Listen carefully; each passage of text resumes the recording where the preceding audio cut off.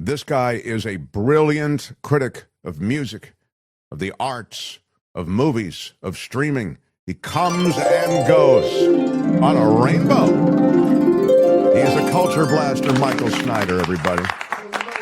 Hello, Michael. Hello, hello. Mark, to Kim, to Albert, wherever Tony is, and of course, the Remarkables. We don't really exist without you out there. We're like the tree that falls in the forest. If no one's there, did it really happen? Very good point and very philosophical. Thank you for being there. Very sophisticated reference. So we're in perilous times, and personally speaking... I'll ding perilous. Go ahead. The only place I ever want to see ice is in a cool glass of lemonade. But as a public service to anyone in ice who's being accused of criminal activity, I know the perfect hiding place for them.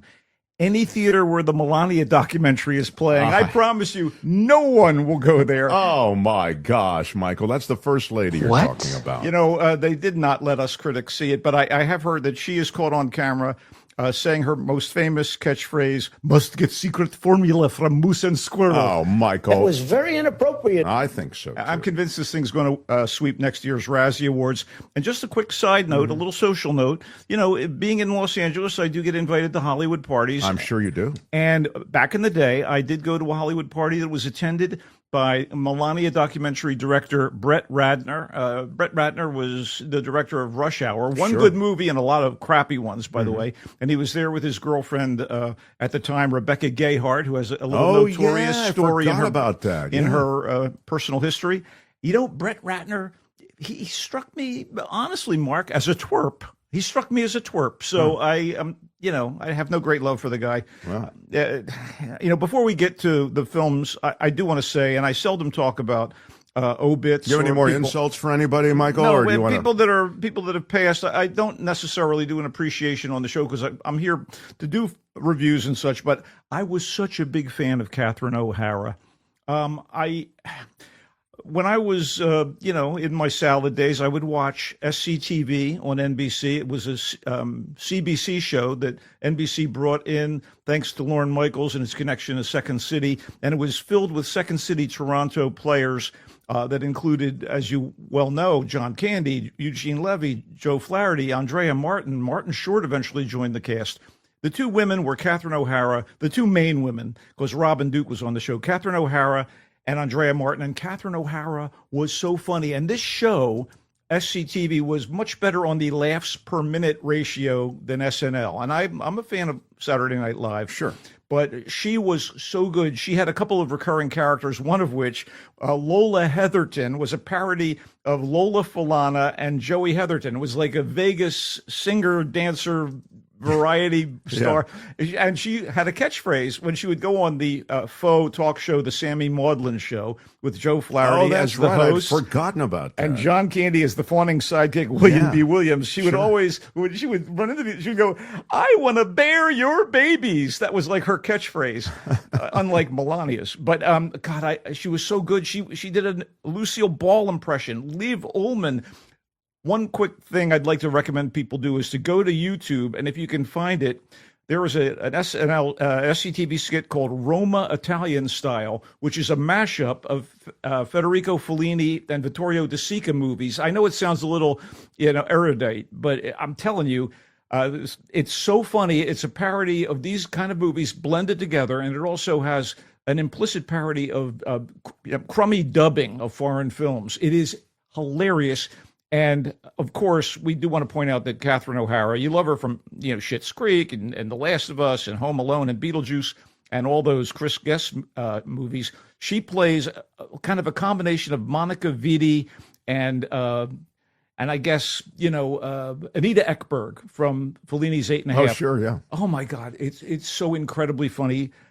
We will miss Catherine O'Hara. TMZ reporting that she was rushed to the hospital due to breathing issue and passed later, says CC Ryder. We're still unclear as to what her representative said after a brief illness, but it's so young, 71. I mean, that's just sad. And her rapport with Eugene Levy is legendary. In the Chris Guest movie, A Mighty Wind, she plays Mickey in the folk duo Mitch and Mickey, which is kind of an Ian and Sylvia takeoff with Eugene Levy. She was wonderful and hilarious. And what will the studio do without her in the cast for season 2? I have no idea. That's very true. I didn't even think of that. Yeah, they'll have to make some kind of artistic modification. I guess. So let's kick off the film reviews with a movie that features a Canadian woman who also, like Catherine O'Hara, can do comedy and drama. The movie's called Send Help, and it is the latest film by filmmaker Sam Raimi. You know him from like horror films like the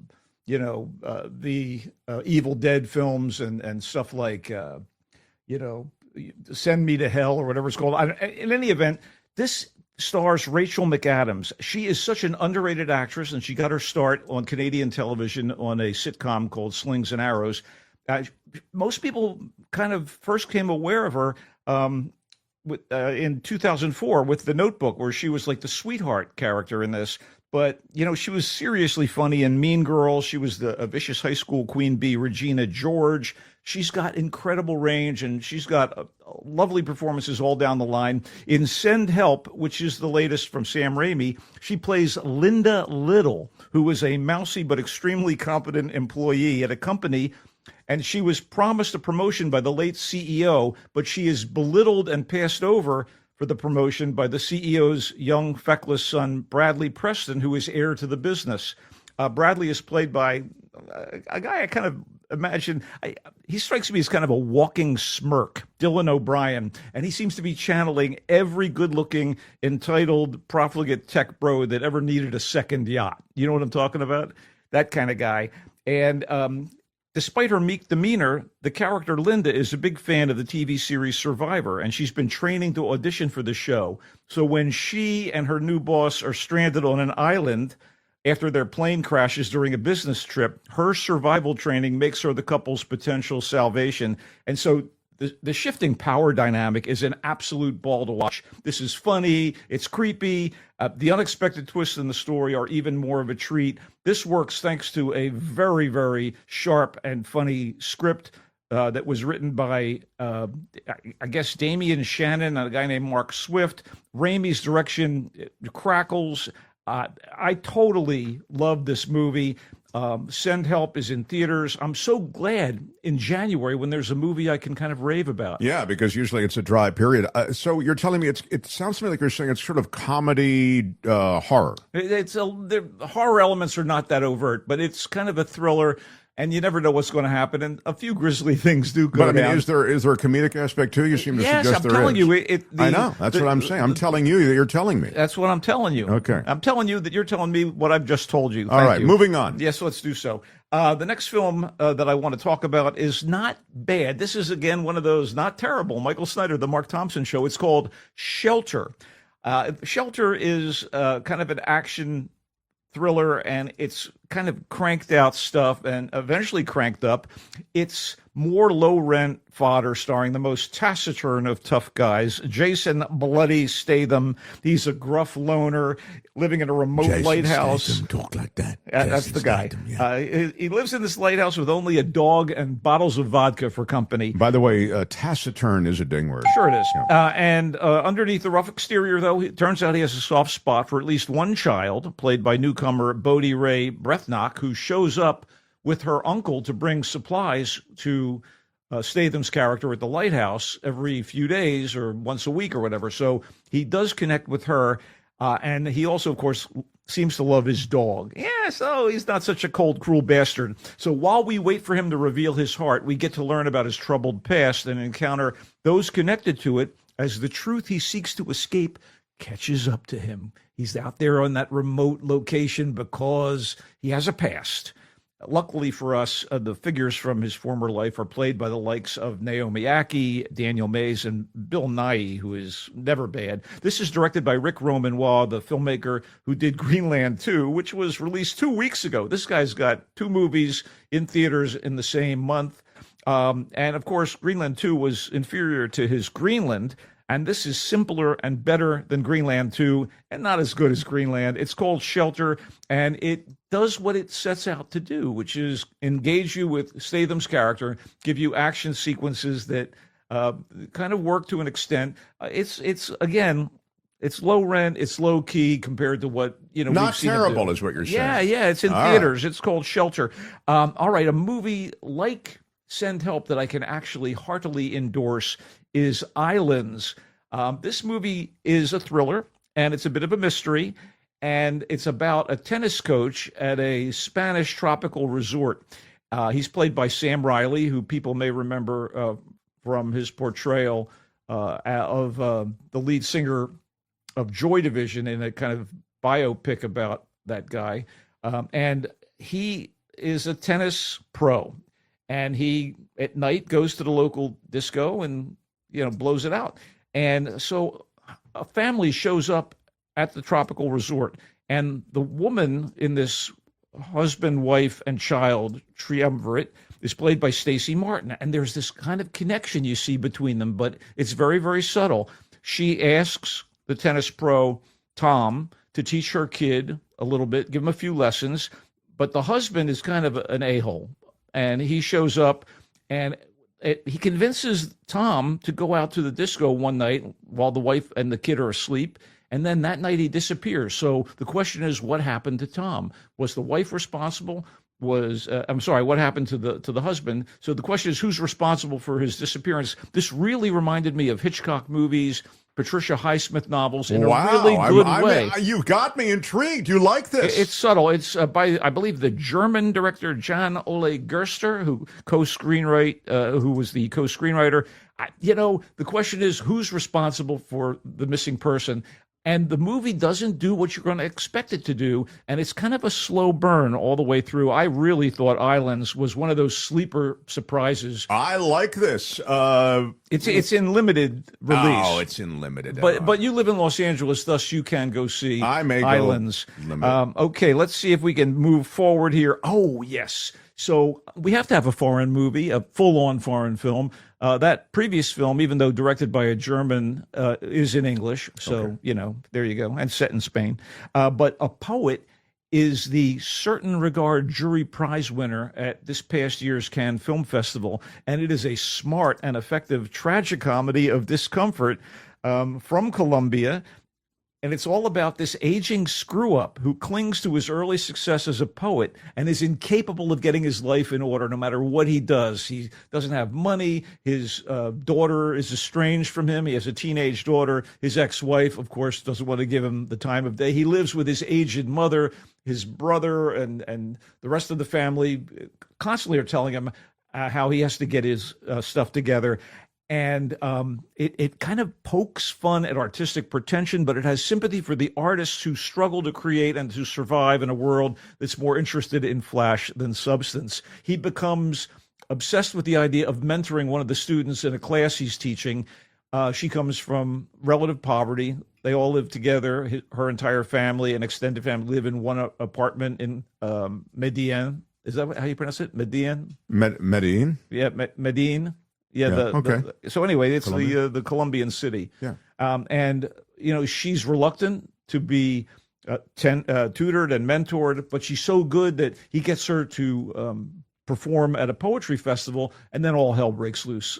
It is very uneasy making. Our friend Heather would call it uncomfy to watch, but oh boy, is it good. It's directed by Simon Mesa Soto, who also wrote the screenplay, and it features an unbelievable performance by Ubema Rios as Oscar, the poet in question, a poet in limited release. All right, but soon to be in less limited. I heartily recommend people go see it. What do you finish up with, oh great culture blaster? The Wrecking Crew, which is only available on Amazon Prime Video, and I'm like, why is this not in theaters? That's about the backup. No, it is not. It is. Okay.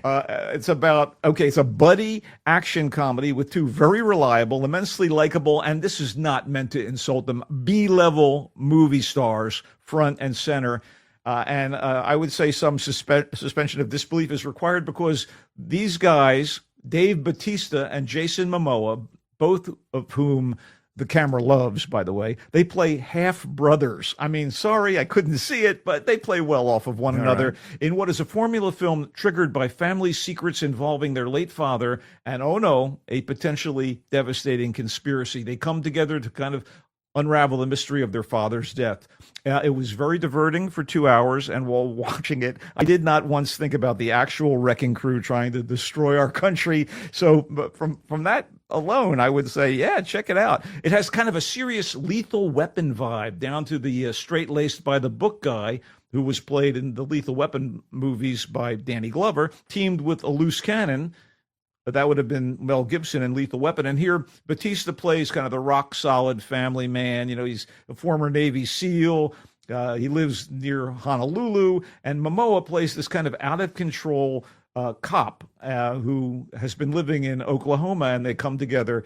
And you know, the supporting players are good. Marina Baccarin plays the Momoa character's girlfriend. It's way better than it had any right to be. But again, it's not great. It's just fun to watch, and you can watch it on Amazon Prime. It's directed by Angel Manuel Soto, who did Blue Beetle, which I totally liked, and he's a Puerto Rican director, and he knows what he's doing in terms of this kind of crowd pleaser, and that's what it is. The Wrecking Crew, available on Amazon Prime. It is available to stream, which I like. So Yes. oftentimes, you know, it's been a long week. I just like to veg out and stream. Perfect. Klaus Bang is the villain. He's always terrific. It's fun to watch. It's just kind of chewing gum for the brain. I understand. Well, you have provided a lot today, oh great culture blaster. Let me review some of what you have offered. The Wrecking Crew, you just heard about it. It's the buddy action comedy with, he's calling them B-level stars, Bautista and Momoa. You will like it, he said. It's a good little romp. It's streamable. Why not just kick it and enjoy? It's junk food, baby, and who doesn't like a little bit of junk food now and again? Thank you. That is exactly right. That's not fake. That's real. A poet is the jury prize winner at Cannes. It's a window, it would seem, Michael was saying, into the world of an artist, a poetry festival, the challenges of trying to both be true to your art and to succeed as an artist is what I got. Anyway. Well, he's coasting on his youthful success as a poet, and he's kind of an alcoholic. I see. You didn't mention that in your initial No, review. I didn't want to insult This him. is a supplemental review that you're providing with some additional information. That's right. I apologize for not saying that he was a drinking Islands. McLicker. Anyway, he likes a poet. It's in limited release, and again, it was the jury prize winner at Cannes. Islands, he heartily endorses. A tennis coach at a tropical resort, parties at night, family shows up at that tropical resort, and then the husband goes missing after partying one night with the tennis coach. Who's responsible? German director. Michael really likes this. I did. And you have intrigued me. It's a subtle film, but you do subtle, don't you? I do. In fact, that I enjoy subtle, and I may actually go this weekend to see Islands. It's in limited release. Shelter is the action thriller with Jason Statham. And Michael says it's not terrible, and it's kind of a fun indulgence is what I got from you. Right. It's in the same realm kind of as The Wrecking Crew, but The Wrecking Crew is just more fun because it's got the banter and what have you. I see, yeah, like the buddy comedy Yeah, thing. Or the buddy film. Exactly. You'll watch Shelter and you'll forget about it 5 minutes later. Jason Statham, all right. But you won't forget Mark's impression. My impression of Jason Statham is underrated, everyone. To say the least. And finally, and firstly, as I go in reverse order, Send Help is the Sam Raimi film with Rachel McAdams from Notebook, from Mean Girls. She plays this mousy but competent employee. She's belittled. She's passed over. And then there's a plane crash, and everything changes. And Michael really likes this. You have intrigued me with two offerings at minimum. Send Help I may go see with Courtney this weekend. And it's in theaters, am I right? Sure. And the other is Islands, right? Islands. And the tennis coach when somebody goes missing. And a poet is kind of a bummer, but it's really a brilliant film. And again, you are correct. People at home who don't want to get off the couch, The Wrecking Crew is sitting there for them. I'm excited by what was a terrific encapsulation of the world of entertainment as it pertains to this weekend. Oh, great culture blaster, you've done so much. You can read Michael, and honestly, if you enjoy him here, you'll love reading him. You can read his musings at thevoicesf.org. Thevoicesf.org. the voice of San Francisco, place that Michael has embraced as his home, even though you grew up in the Philadelphia area. I did. Philly, New York, New Jersey. But you are all about Cali, San Francisco, I am Niners, and Giants, so and grateful Warriors. to live in the Democratic Republic of California. I couldn't be happier. Well, I'm excited that you're excited. Thank you, Michael Snyder. Oh, great one. He comes and goes on a rainbow. The Culture Blaster, everybody. Fare thee well.